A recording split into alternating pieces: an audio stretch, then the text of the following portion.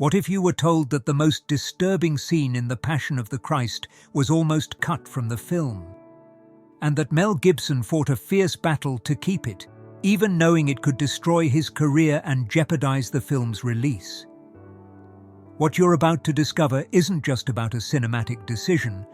It's about a spiritual war that happened behind the scenes, about pressures that tried to silence an uncomfortable truth, and about a moment in the film that, according to sources close to the production, caused inexplicable physical reactions in crew members during filming. This is the story of the scene that Hollywood begged Mel Gibson to remove, but which he defended to the end, saying it was the most important part of the entire film.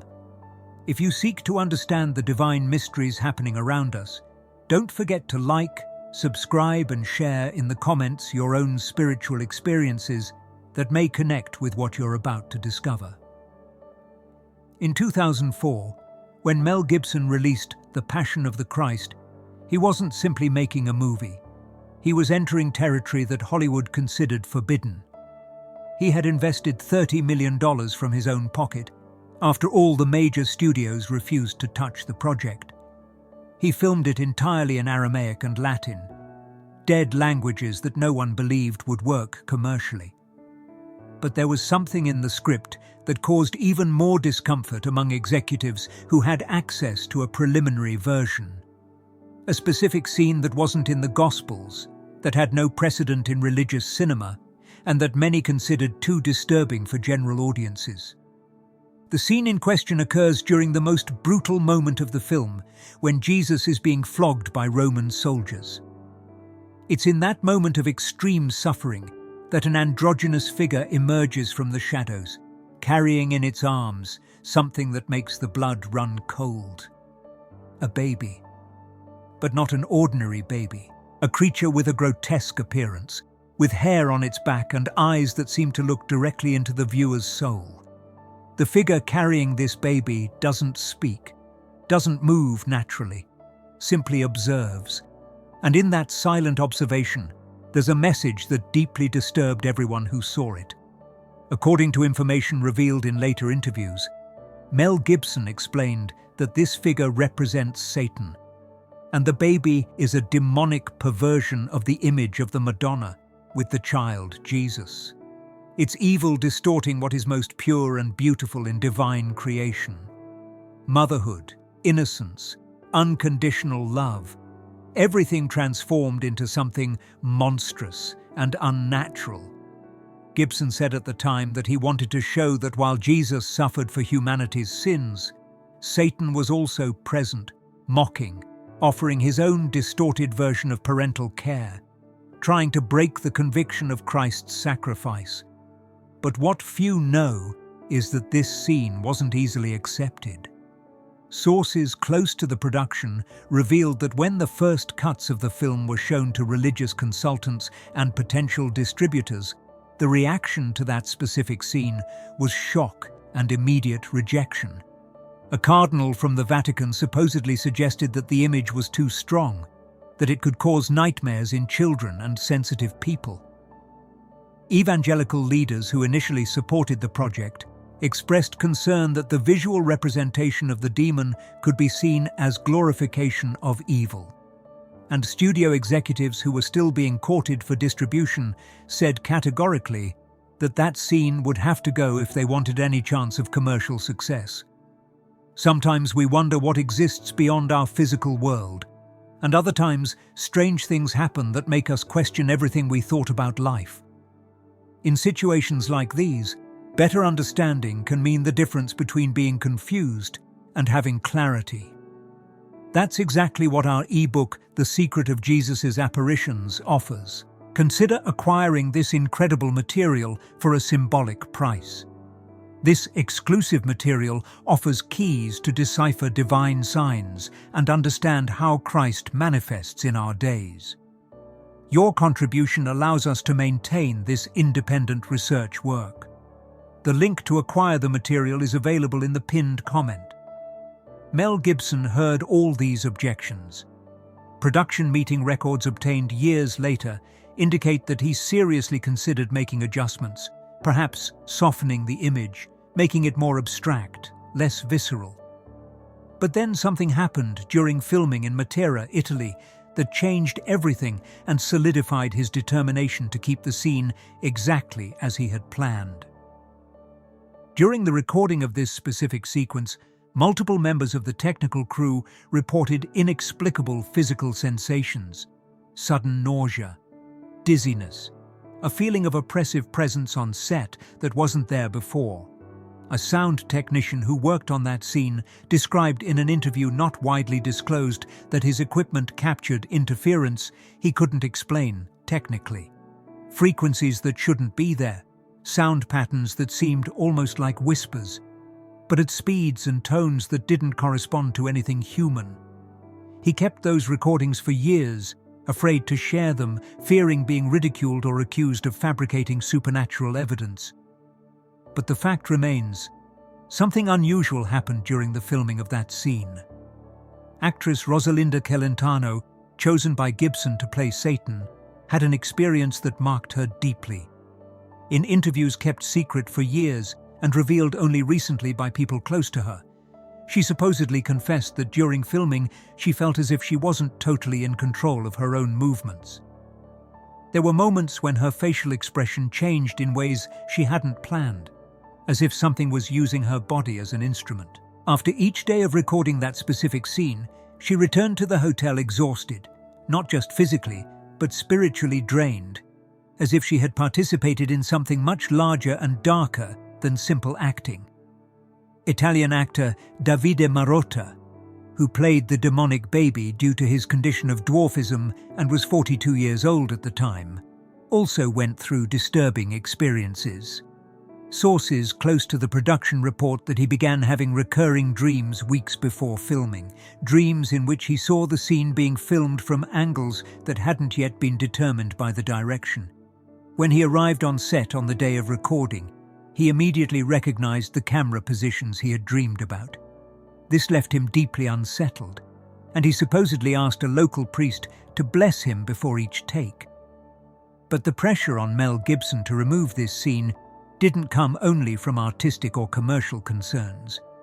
Rumors began to circulate, never completely confirmed but persistent to this day, that specific groups were actively lobbying behind the scenes for the scene to be cut. Not just religious groups worried about the representation of evil, but also, according to unofficial reports, individuals linked to certain occultist practices who supposedly interpreted the scene as a public exposure of symbolism they preferred to keep hidden. An entertainment journalist who covered the production at the time wrote in an article later removed from the internet that he received anonymous threats after publishing details about that specific scene. The messages suggested he should stop giving attention to that sequence, that he was messing with things he didn't understand. The article was taken down from the publication with the official justification of fact-checking, but archived copies still circulate on specialized religious cinema forums. During test screenings with audiences before the official release, the reaction to that scene was extremely polarized. Some viewers left the room visibly disturbed, unable to articulate exactly what had affected them so much.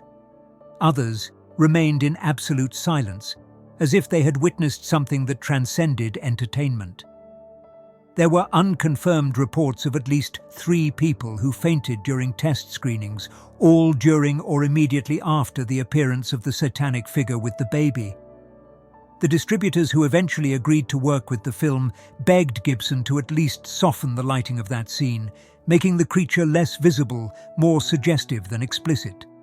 Executives argued that they could lose favorable age ratings, that theaters in more conservative regions might refuse to show the film, that the negative reaction could overshadow the entire spiritual message Gibson was trying to convey. They even offered to cover the costs of reshooting if he agreed to modify the sequence. Mel Gibson rejected all proposals. In a tense meeting with distributors, according to participants' reports, he supposedly said something that silenced the room. "If you don't understand why this scene needs to be here, then you haven't understood anything about what this film really is. I'm not making religious entertainment. I'm showing a war, And in a war, you don't hide the enemy. You expose it. The words echoed like an ultimatum. The scene would stay, or he would withdraw the film completely from distribution and release it independently, assuming all financial risks. Gibson's decision to keep the scene had deeper roots than artistic stubbornness. In private conversations with close members of his team, revealed only years later by people who worked with him, Gibson supposedly explained that that scene wasn't optional because it represented a fundamental theological truth that modern Christianity had softened too much. The idea that during Christ's passion, there wasn't just physical suffering, but a cosmic spiritual battle happening simultaneously.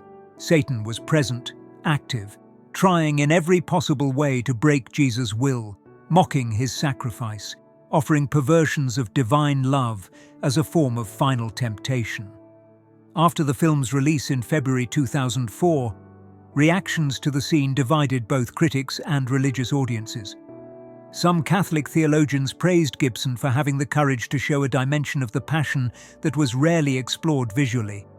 A Jesuit priest wrote in a specialized magazine that the demonic baby scene was theologically sound and spiritually necessary, arguing that it represented the temptation of despair, Satan's last and most powerful attack against Christ.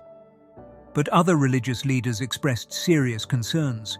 A group of Protestant pastors published an open letter suggesting that the scene could cause psychological trauma in children and teenagers, and that Gibson had crossed a line by making evil so visible and tangible.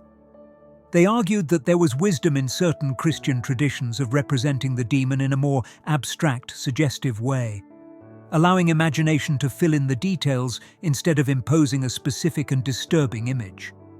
The controversy reached its peak when groups of psychologists began reporting cases of children who had watched the film, often taken by well-intentioned parents during Holy Week, and developed recurring nightmares specifically about the figure of Satan with the baby.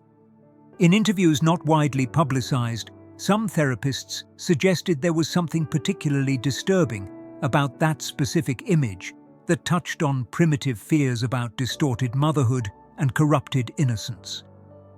Gibson, confronted with these criticisms, maintained his position, but added an important nuance.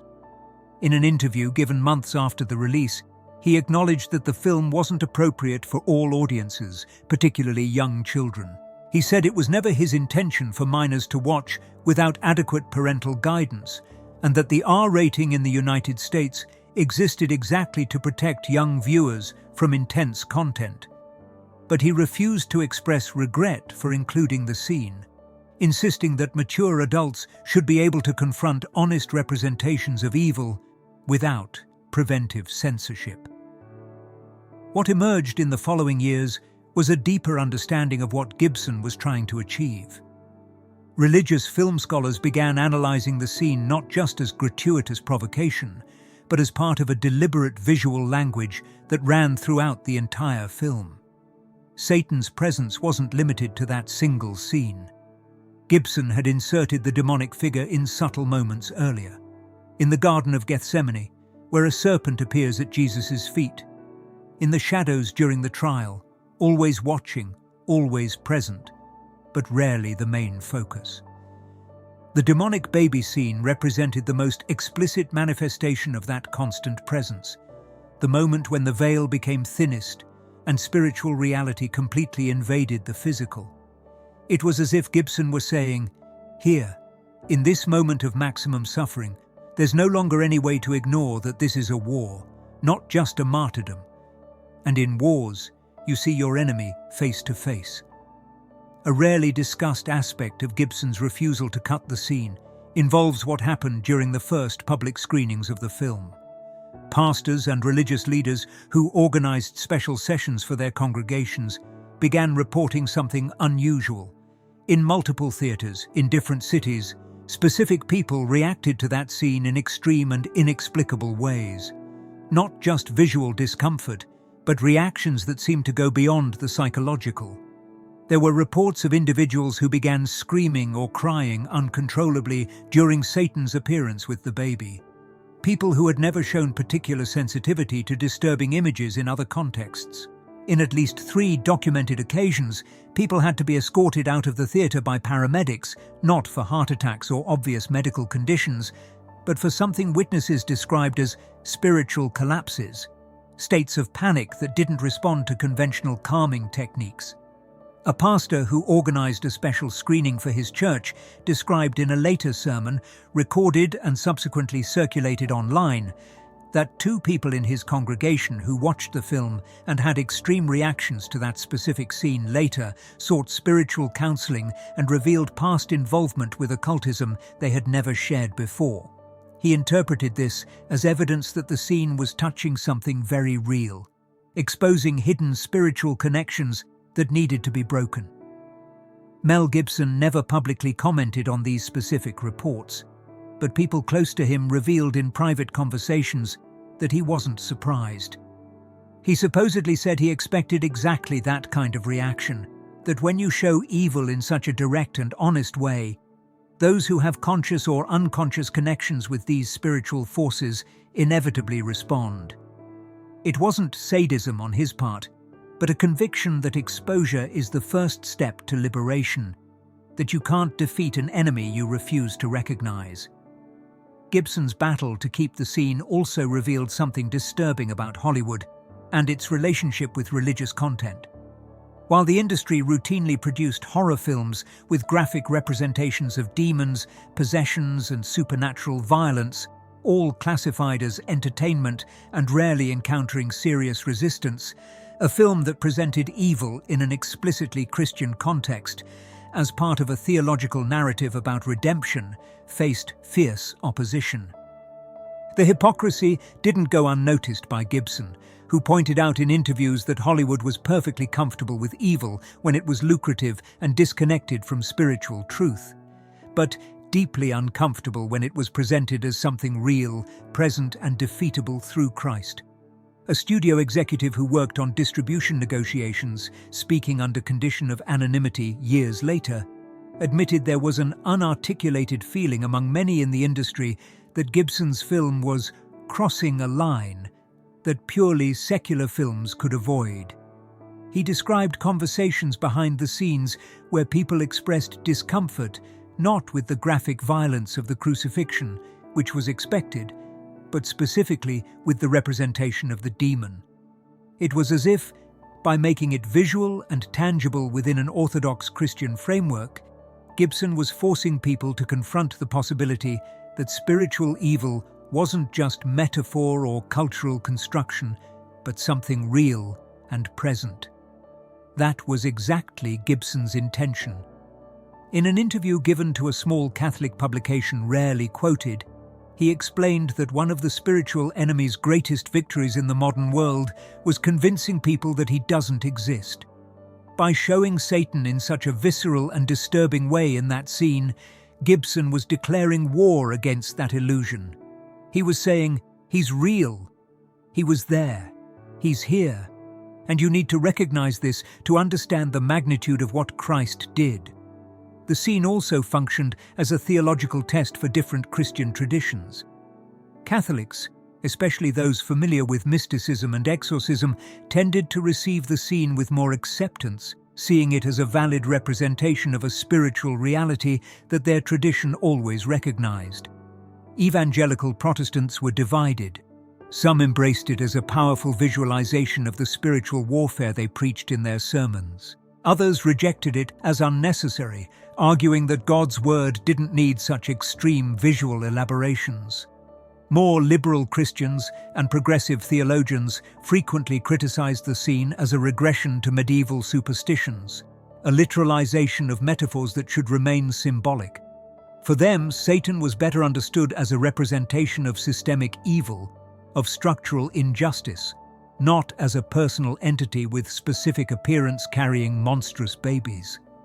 Gibson clearly disagreed, and his refusal to cut the scene was also a rejection of that demythologizing theology that he saw as a weakening of Christianity.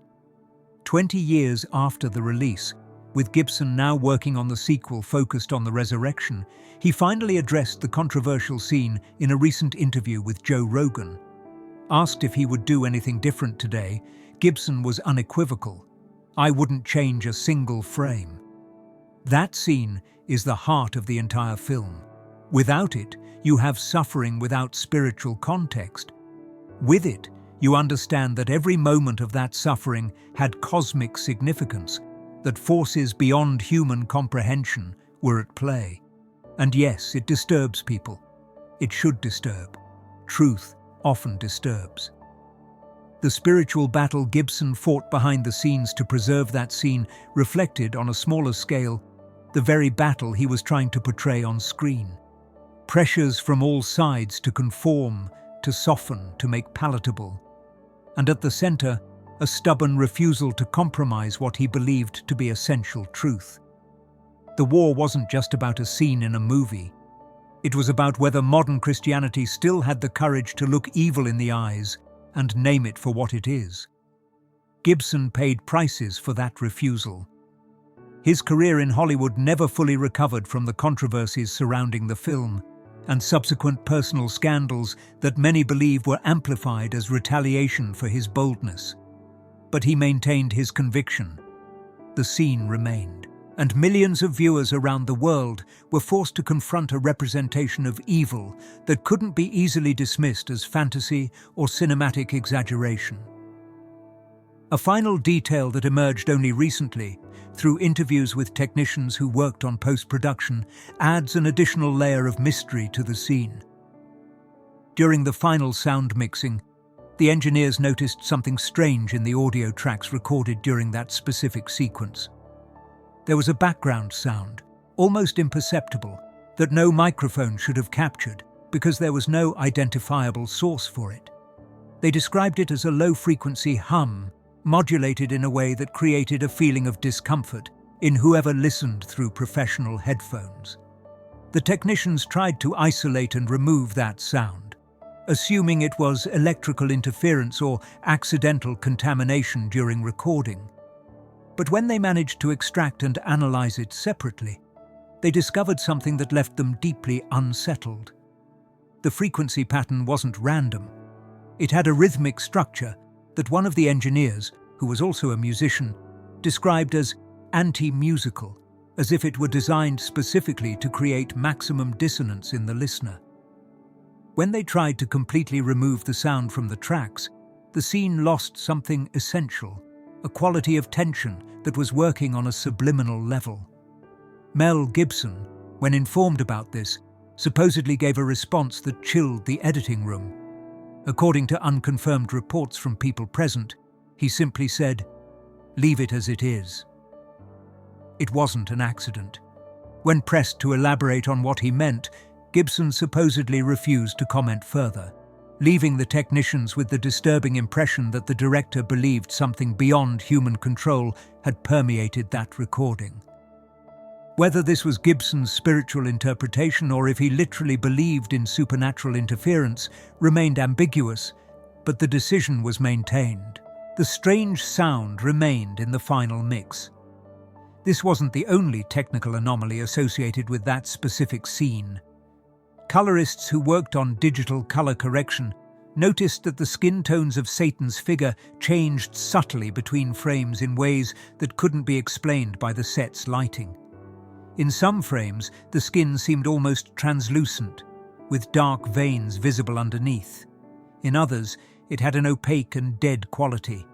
The variations were minimal, detectable only when analyzed frame by frame, but created a subliminal effect of instability, as if the figure wasn't totally anchored in the film's physical reality.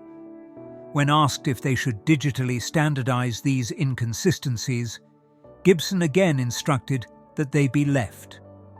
A colorist who worked extensively on that sequence commented years later on a specialized film podcast. "It was the only time in my career when a director deliberately chose to preserve what were technically imperfections. But watching the complete scene, you understand why. Those imperfections are what make the figure seem wrong in a way your brain can't consciously identify, but that leaves you deeply uncomfortable." Gibson's refusal to cut or modify the scene also had practical dimensions that demonstrated his determination. When the film was being prepared for release in certain international markets, particularly in Muslim-majority countries where representations of religious figures are highly sensitive, local distributors requested permission to edit or remove the demonic baby scene, arguing it could be seen as blasphemy or provocation. Gibson categorically refused, declaring that the film would be shown complete or not shown at all. This position resulted in bans in several countries, including Kuwait, Bahrain and Saudi Arabia, costing millions in potential box office revenue. Gibson considered this an acceptable price for artistic and theological integrity. In Israel, the situation was even more complicated. Although the film wasn't formally banned, only one theatre in the entire country agreed to show it, and even then for a limited period. The Satan with baby scene wasn't the only point of controversy, but it added to the broader accusations that the film promoted anti-Semitism.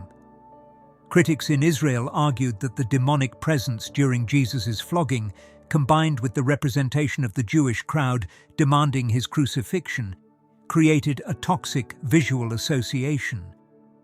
Gibson defended himself, saying that the satanic figure was present in all scenes of suffering, not just those involving Jewish authorities, and that his intention was to show that evil permeated all parts of the narrative, not pointing to a specific group. But Gibson's defense didn't satisfy many critics, and the refusal to modify the film to appease concerns resulted in lasting damage to his reputation in certain circles.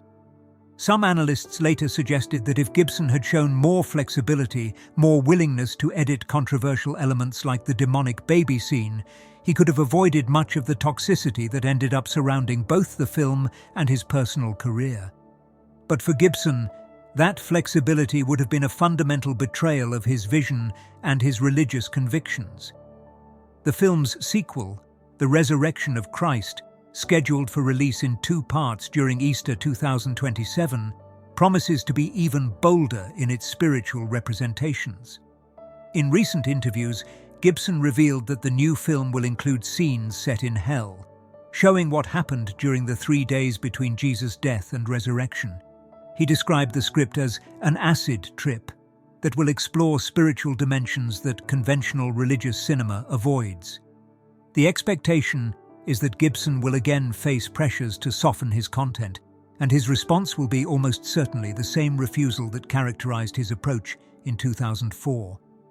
The legacy of the scene Gibson refused to cut extends far beyond the individual film. It established precedent about artistic autonomy in religious cinema, demonstrating that faith audiences respond to works that treat their theology with undiluted seriousness.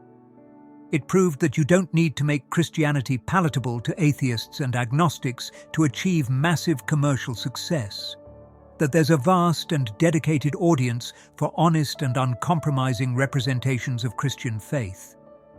More importantly, the scene and the battle around it exposed deep divisions within Christianity itself about how evil should be understood and represented.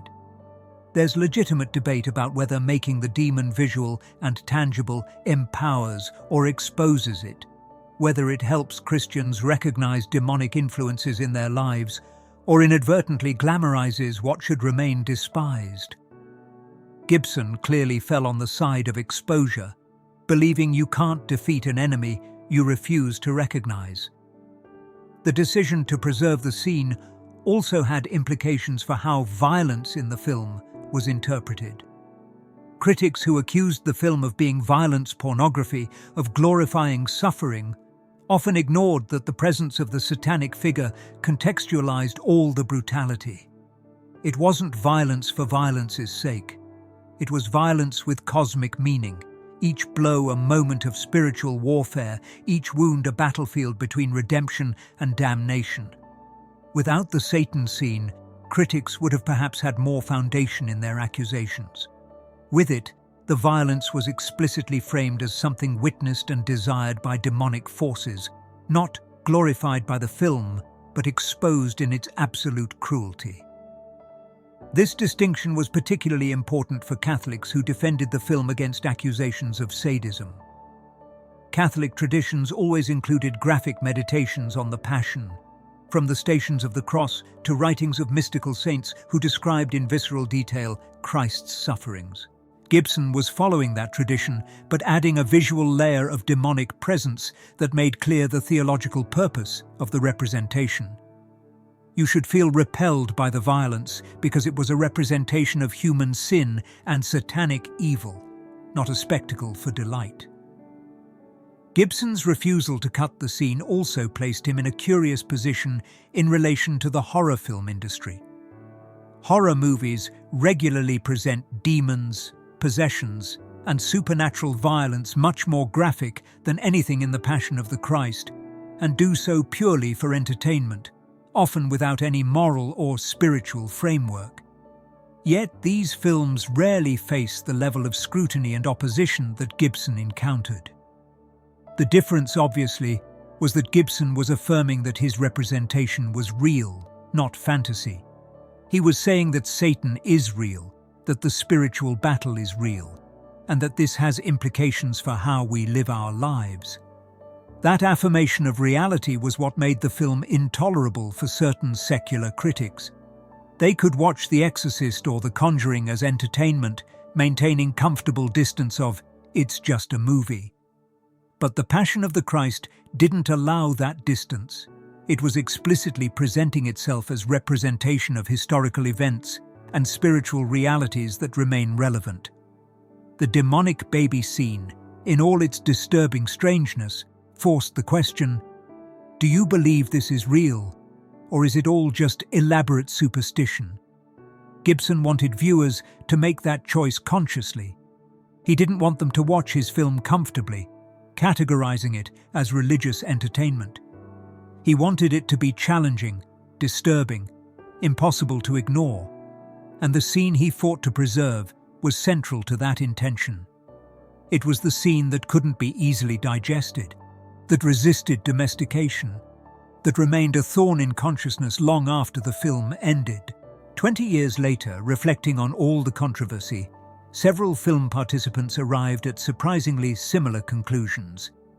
Jim Caviezel said in a 2024 interview that the demonic baby scene was the bravest in the film, the one that most needed to be there. Monica Bellucci, who played Mary Magdalene, commented that although the scene deeply disturbed her during filming, she now sees it as essential to the work's theological integrity. Even critics who initially condemned the film began, over time, to recognize that there was method in Gibson's apparent madness, that the inclusion of the scene wasn't sadistic whim, but deliberate theological choice with justification within Christian tradition. What remains indisputable is that Mel Gibson's battle to preserve that scene defined not only the film, but his subsequent career. It demonstrated that he was willing to sacrifice commercial success, industry approval, and even financial security for convictions he considered more important. Whether you agree with those convictions or not, there's something undeniably admirable in that level of commitment to artistic vision and religious faith. The scene that Hollywood begged him to cut ended up being the one most people remember, the one that generated the most discussion, the one that forced the most confrontation with uncomfortable spiritual questions. In retrospect, if Gibson had yielded to the pressures and removed the sequence, the film would have lost its most subversive moment, its boldest declaration that Christianity isn't about comfort, but about confrontation with realities we prefer to ignore.